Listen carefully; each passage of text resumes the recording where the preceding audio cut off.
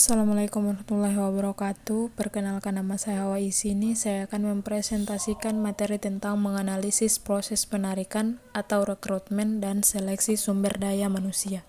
Konsep rekrutmen dan seleksi sumber daya manusia. Rekrutmen adalah proses menghasilkan suatu kelompok pelamar yang memenuhi syarat untuk pekerjaan organisasional.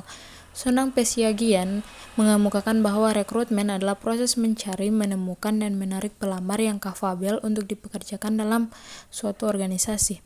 Seleksi adalah proses pemilihan orang-orang yang memiliki kualifikasi yang dibutuhkan untuk mengisi lowongan pekerjaan pada organisasi. Selanjutnya, mengorganisasikan perekrutan dan seleksi. Rekrutmen merupakan komunikasi dua arah. Para pelamar meminta informasi yang pasti mengenai seperti apa rasanya bekerja di dalam sebuah organisasi, sedangkan organisasi sangat menginginkan informasi yang pasti tentang pelamar tersebut jika kelak mereka menjadi karyawan. Mengukur efektivitas perekrutan dan seleksi. Hasil proses rekrutmen dikatakan berhasil apabila didapatkannya database karyawan yang qualified dengan kuantitas yang banyak sehingga proses seleksi akan mendapatkan kandidat-kandidat terbaik dari yang baik. Menemukan kandidat internal dan eksternal.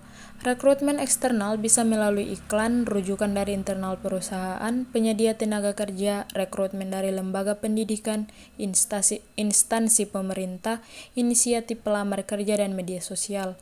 Rekrutmen internal yang paling umum yakni iklan internal, promosi, transfer, mempekerjakan kembali mantan karyawan yang dipekerjakan sebelumnya berdasarkan kontrak atau untuk pekerjaan paruh waktu, serta pensiunan karyawan. Selanjutnya, validasi, seleksi, dan keandalan ujian.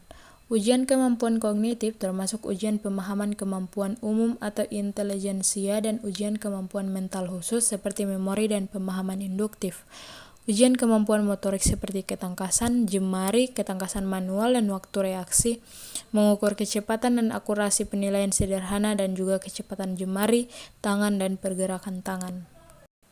Ujian kemampuan fisik dapat diperoleh termasuk kemampuan statis misalnya mengangkat beban, kekuatan dinamis misalnya pull up, koordinasi tubuh misalnya lompat, tali, dan stamina.